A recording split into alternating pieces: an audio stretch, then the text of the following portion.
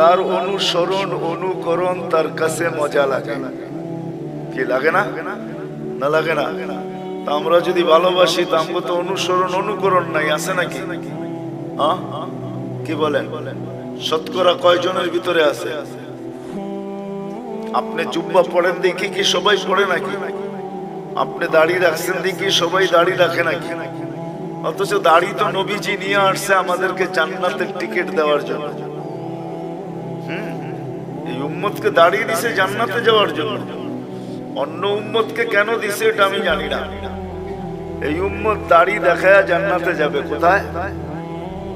কি দেখায়? দাড়ি দেখায় চলে যাবে। দাড়ি দেখায়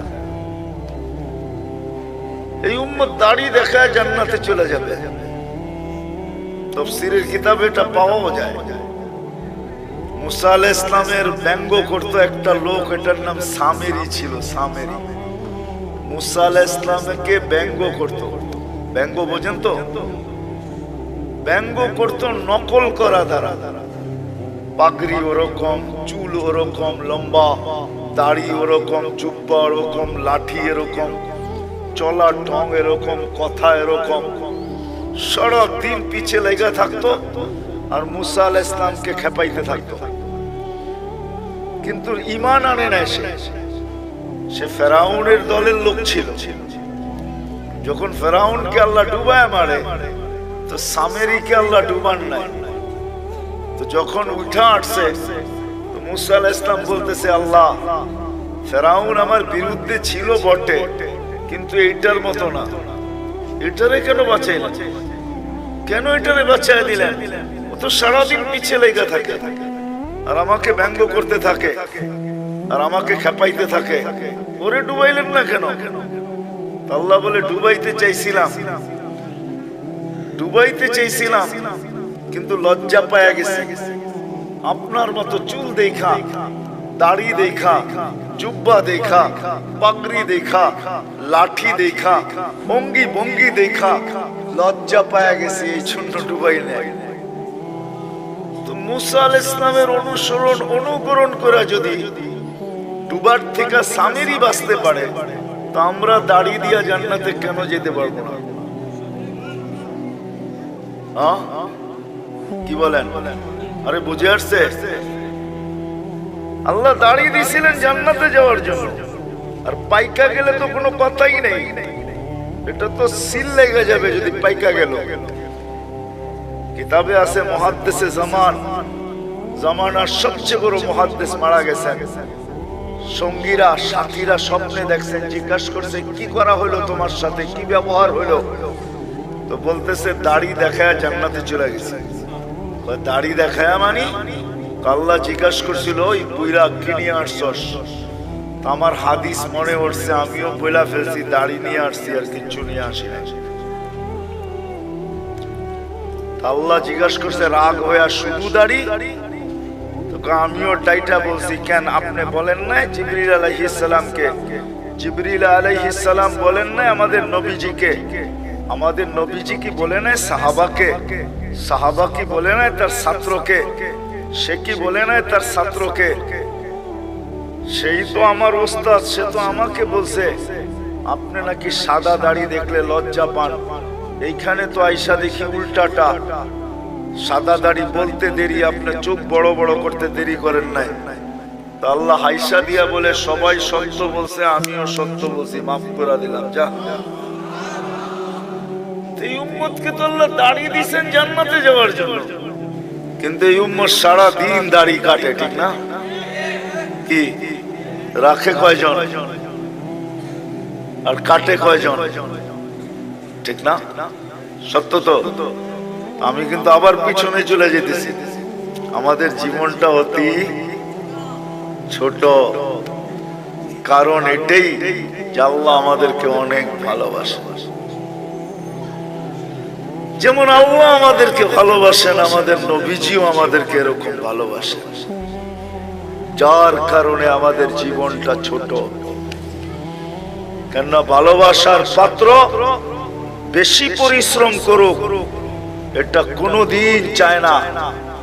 যে ভালোবাসে সে চায় না ভালোবাসার পাত্র বেশি, পরিশ্রম করুক এটা চায় না, বিদায় আমাদের নবীজিও চায় না, আল্লাহও চায় না আমরা লম্বা জীবন পাই। আর একটা কারণও আছে, কিন্তু হাদিস মনে উঠলো এই জন্য বলতেছি, আমরা যে বেশি পরিশ্রম না করি এটার একটা প্রমাণ দিতেছি বয়সের হাদিস দিয়া। এই উম্মতের বয়সের অনেক দাম। 40-এ যখন পা দেয় তো এই উম্মতের 2-3টা রোগ আর হয় না। 15 থেকে নিয়ে 40 পর্যন্ত যদি এই উম্মত আল্লাহ আল্লাহর রাসূলকে মানা অবস্থায় পা দিল 40-এ, তো 3টা কঠিন রোগ আর হবে না। শ্বেত রোগ হবে না, পাগল হবে না, কুষ্ঠ রোগ হবে না। 50-এ যখন পা দিবে তখন আর কঠিন হিসাব হবে না। 60-এ যখন পা দিবে তো ফেরেশতা তাকে ভালোবাসতে শুরু করবে। 70-এ যখন পা দিবে তো আল্লাহ এই ব্যক্তির আল্লাহর কাছে চলে যাক, এটা আল্লাহ আকাঙ্ক্ষা করবে যে এখন তুমি আমার কাছে চলে আসো। 80-তে যখন পা দিবে, ভালোবাসা দেখাইতেছি কিন্তু ভালোবাসা, 80-তে যখন পা দিবে তা আল্লাহ বলবে গুনাহ লেখো না, কেননা 70-এর উপরে পার হয়ে গেছে, তো ভালোবাসা আটটু বেড়ে গেছে, ঠিক না? আরে হইল নাকি? গুনাহ লেখো না, গুনাহ লেখা হয় না। 90-তে যখন পা দেয়, 90 বছর বয়সে পা দিয়া ফেলছে, তা আল্লাহ বলে আগে পিছের গুনাহ রাখো না। এটা কি ভালোবাসার প্রমাণ যে আল্লাহ কত ভালোবাসে, আগে পিছের গুনাহ মাফ। আল্লাহ বলে পিঠে লেখা দাও, এটা আল্লাহর কয়েদি আল্লাহর জমিনে এখনো রাখা আছে। আল্লাহ আমাদেরকে ভালোবাসেন, এই জন্য আমাদের বয়স কম। রাসূলুল্লাহ সাল্লাল্লাহু আলাইহি ওয়াসাল্লাম আমাদেরকে কি বাসেন? আমাদেরকে ভালোবাসেন। কিন্তু আফসোস এই জায়গায় যে আপনি আর আমি কতটুকু ভালোবাসি। এই জন্যই আবারও বলতেছি, আমাদের জীবনটা অতি আমরা দোনো দিক থেকে ভালোবাসার পাত্র। দোনো দিক থেকে, দোনো দিক বুঝেন? আল্লাহর পক্ষ থেকেও আমরা ভালোবাসার পাত্র, আমাদের নবীজির পক্ষ থেকেও আমরা ভালোবাসার পাত্র। চলেন একটা হাদিস মনে উঠলো শুনাই, যদিও কিয়ামতের পাত্র। চলেন একটা হাদিস মনে উঠলো শুনাই, যদিও কিয়ামতের দিন আমাদেরকে আল্লাহ দাঁড় করাবে না কোথায়? কিয়ামতের মাঠে আল্লাহ আমাদেরকে দাঁড় করাবে না। আমরা কিয়ামতের মাঠে ইনশাআল্লাহ দাঁড়াবো না। হ্যাঁ বলেন ইনশাআল্লাহ। আমরা কিয়ামতের মাঠে দাঁড়াবো না, আমাদেরকে এর জন্য আল্লাহ স্টেজ বানাবে আল্লাহর পাশে। ওই স্টেজে আমরা দাঁড়াবো, ওই স্টেজে দাঁড়াবো আমরা। আমি তো 1 ডজন অনেক দেখাইতে পারি, কিন্তু আমি জানি না ওলামারা আমার সাথ দিবে কি দিবে না। জালালউদ্দিন সুয়ুতী রহমতুল্লাহ আলাইহি লেখেন, আমাদেরকে আল্লাহ স্টেজে দাঁড় করাবে, কেননা কোরআন বলে শুহাদা আলান নাস, আমরা কিয়ামতের দিন আল্লাহর পক্ষে সাক্ষী হিসাবে দাঁড়াবো। কার পক্ষে? আল্লাহর পক্ষে কিয়ামতের দিন আমরা সাক্ষী হিসাবে দাঁড়াবো। আমরা যখন সাক্ষী হিসাবে দাঁড়াবো তো আমাদেরকে আল্লাহ মাঠে দাঁড় করাবে না, আল্লাহর পাশে স্টেজে দাঁড় করাবে। কিন্তু সত্য তো এটা, হিসাব কিতাব তো হবে, ঠিক না? কি হবে না? হ্যাঁ, তা আমাদের নবীজি জিজ্ঞাসা করবে, আল্লাহ হিসাব কিতাব কিভাবে নিবেন? আল্লাহ বলে সবাইটা যেরকম নিব এরকমই নিব। তা আমাদের নবীজি বলবে, যদি সবার সামনে আমার উম্মতের হিসাব কিতাব নেন তাহলে তো আমি তো লজ্জিত হয়ে যাব, কেননা আমার উম্মত তো দুনিয়াতে গুনাহ করছে, আমি তো লজ্জায় পড়ে যাব। তো আল্লাহ জিজ্ঞাসা করবে তাইলে কিভাবে নিব? তো নবীজি বলবেন যে আমাকে নিতে দেন, আমি আলাদা ভাবে নেই। আল্লাহ প্রশ্ন করবে আপনাকে যদি নিতে দেই, তো আপনিও তো আপনার উম্মতের গুনাহগুলা দেখবেন, তখনও তো আপনার চেহারাটা লজ্জায় ছোট হয়ে যাবে যে তোমরা আমার উম্মত হয়ে এই গুনাহ করলা, তো করলা কি করে, ঠিক না? সত্য তো? আল্লাহ জবাব দিবে বন্ধু ওয়াদা আপনার চেহারা আমি লজ্জিত করব না, বিদায় আপনার উম্মতের হিসাব কিতাব নিব আমি বটে, কারো সামনে না, আপনার সামনেও না, আমি পর্দার ভিতরে নিয়ে নিব, আপনাকেও জানতে দিব না, কাউকে জানতে দিব না। বিদায় আমি শেষ জায়গায় চলে আসছি। জীবনটা আমাদের অতি, আমরা দুনো দিক দিয়ে ভালোবাসার পাত্র। আমি কি বুঝাইতে পারলাম? দুনো দিক দিয়ে আমরা ভালোবাসার পাত্র। বিদায় আমাদের এই ছোট জীবনটাকে সুরক্ষিত করতে হবে, এটাই আল্লাহর দাবি। তুমি তোমার ছোট জীবনটাকে সুরক্ষিত করো, হেফাজত করো, সুরক্ষিত করো, তোমাদের কাছে এটা দাবি। সুরক্ষিত করো তোমরা তোমাদের জীবনটাকে, কেননা সুরক্ষিত করা, হেফাজত করা আমাদের প্রত্যেক নর নারী, যুবক বৃদ্ধ সবার কাছে আল্লাহর দাবি হলো। বাচ্চার কথা ভিন্ন, পাগলের কথা ভিন্ন, বাকি সবার কাছে আল্লাহর দাবি হলো এই ছোট জীবনটাকে সুরক্ষিত করো, যেটাকে হেফাজত বলে। যে জীবনটাকে সুরক্ষিত করবে, যে জীবনটাকে সুরক্ষিত করবে, যে জীবনটাকে সুরক্ষিত করবে, যে জীবনটাকে সুরক্ষিত করবে, হেফাজত করবে যে জীবনটাকে, কসম খোদার, আল্লাহ যে আমাদেরকে ভালোবাসেন, আল্লাহর রাসূল যে আমাদেরকে ভালোবাসেন, যে সুরক্ষিত করবে, সে যেন এই ভালোবাসার মূল্য দিল। মূল্য শুধু নিজের মূল্য অর্জন করলো না, সে যেন এই দুজনের ভালোবাসার মূল্য দিল যে আল্লাহ আপনি যে আমাকে ভালোবাসেন, এই জন্য আমি আমার জীবনটাকে সুরক্ষিত করলাম। রাসূলুল্লাহ সাল্লাল্লাহু আলাইহি ওয়াসাল্লাম যে আমাদেরকে ভালোবাসেন, দুজনেরই দাবি আমাদের কাছে যে এই জীবনটাকে সুরক্ষিত করো। সত্য এটাই যে সুরক্ষিত করা যাবে, আল্লাহ আল্লাহর রাসূলের ভালোবাসার যেরকম মূল্য হবে, এরকম যে সুরক্ষিত করা যাবে, সেও আল্লাহ আল্লাহর রাসূলের কাছে বড় মূল্যের পাত্র হবে, বড় মূল্যায়নের পাত্র হবে, বড় মূল্যায়নের পাত্র। নাইলে আল্লাহর রাসূল এই কথা কোনোদিন বলতেন না। কেমন মূল্যায়নের পাত্র? একটা হাদিসের দিকে তাকাইলে বোঝা যায় আল্লাহর রাসূল বলছেন তোমরা কেমন মূল্যায়নের পাত্র হবে একটু শোনো। ইয়াস্তাকবিলুনি উম্মতি রব্বি, জান্নাতের গেটে আল্লাহ সর্বপ্রথম তোমাদেরকে স্বাগত জানাবে। জান্নাতীরা আল্লাহকে দেখবে বটে, দেখবে, কিন্তু আমাদের মতো সর্বপ্রথম দেখবে না। আমরা তো জান্নাতে ঢুকার আগে আমরা আল্লাহকে দেখি, আল্লাহ আমাদের ইস্তেকবাল করবে। তাইলে একটু ভাবেন কেমন মূল্যায়ন, যে আল্লাহ গেটে আমাদেরকে স্বাগত জানাবে।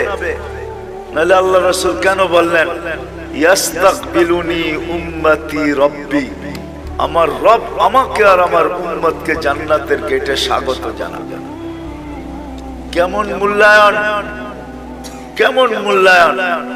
আল্লাহ নিজেই বলতেছে আল জান্নাতু মুহাররামাতুন, জান্নাত সমস্ত উম্মতের জন্য হারাম, সমস্ত উম্মতের জন্য, যতক্ষণ পর্যন্ত আমার প্রিয় পাত্র উম্মতে মুহাম্মাদি না ঢুকবে। আমরা যতক্ষণ পর্যন্ত না ঢুকবো, কোন উম্মতের জান্নাতে ঢুকার কোনো অনুমতি নাই। চাই জান্নাতের ফয়সালা তার জন্য যতই হোক না কেন, তাকে অপেক্ষা করতে হবে, এটাই আল্লাহর ঘোষণা। তাইলে ভাবেন আমরা কতটুকু মূল্যবান। বিদায় আসেন এই সম্মেলন থেকে। আমার পরেও তো বক্তারা আসবে, কথা ওনারাই শোনাবে। আমি যদিও ওয়াদা ছিল চলে আসছি, বহুত দূর থেকে ঢাকা আসছি, ওইখান থেকে এখানে আসছি। শরীর যদিও এখন অনুমতি দেয় না। এই মজমার থেকে, সম্মেলন থেকে আমরা প্রতিজ্ঞা করি আমাদের জীবনটা কিন্তু ছোট, অতি ছোট। আর ছোট কেন এটা আমি দেখাইলাম যে আমরা আল্লাহর বড় প্রিয় পাত্র, আল্লাহর রসুলের বড় প্রিয় পাত্র। বিদায় আল্লাহর রসুল চান যে আমরা আমাদের জীবনটাকে সুরক্ষিত করি। যুবক যৌবনকে সুরক্ষিত করুক, নারী নারীত্বকে সুরক্ষিত করুক, পুরুষ পুরুষত্বকে সুরক্ষিত করুক, গরিব দারিদ্রতাকে সুরক্ষিত করুক। যে অবস্থানে আছে সে নিজেকে সুরক্ষিত করুক। কেননা আমরা দুই দিক থেকে প্রিয় পাত্র।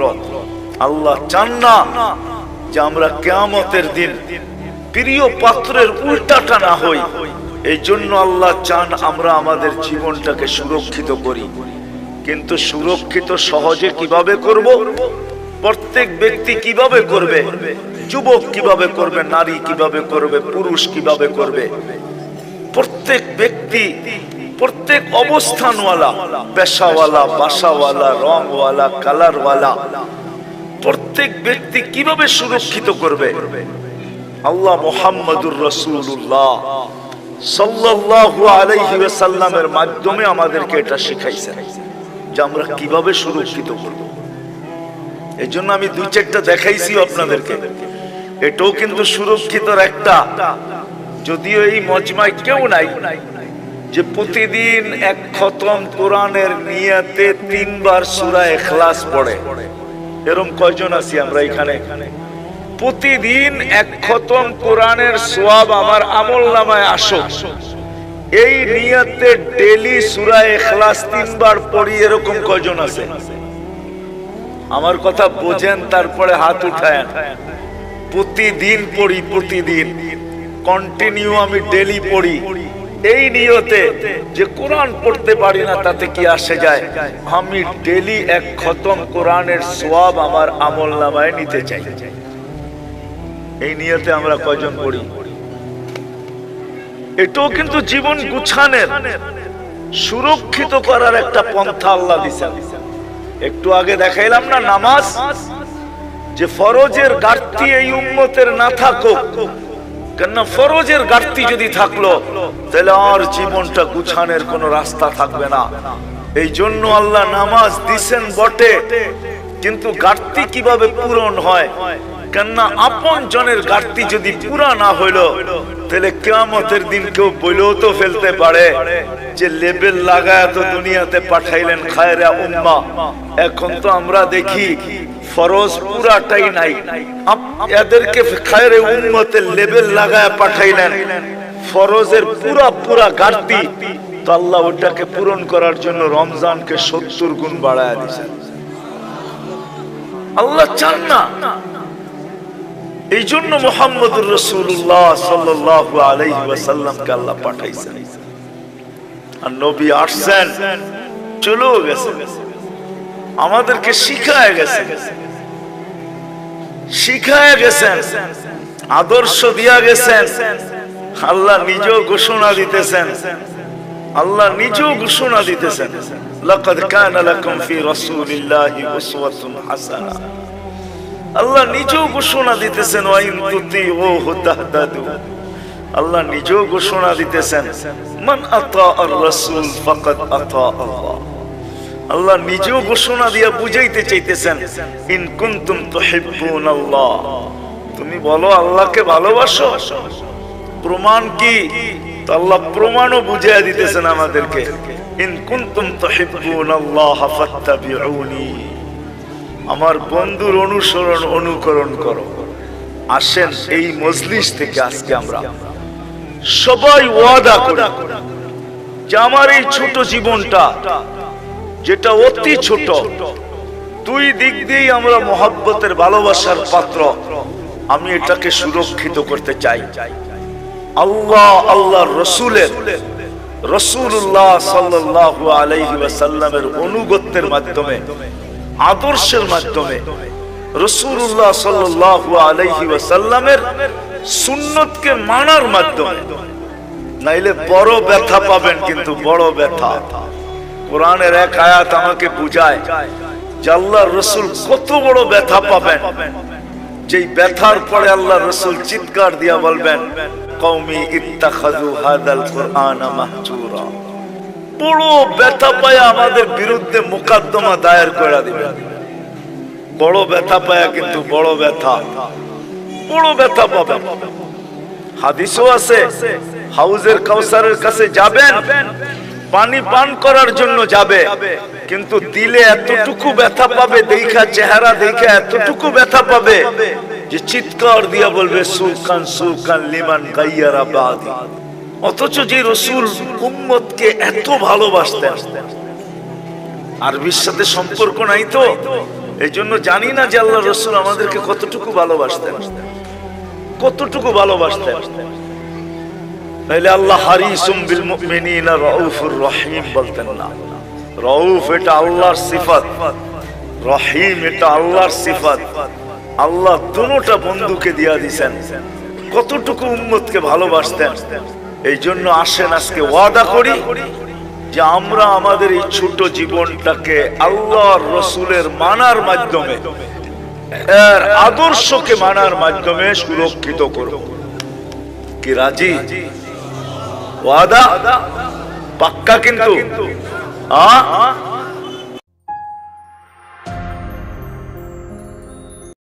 नाम से तो श्रीलंका है।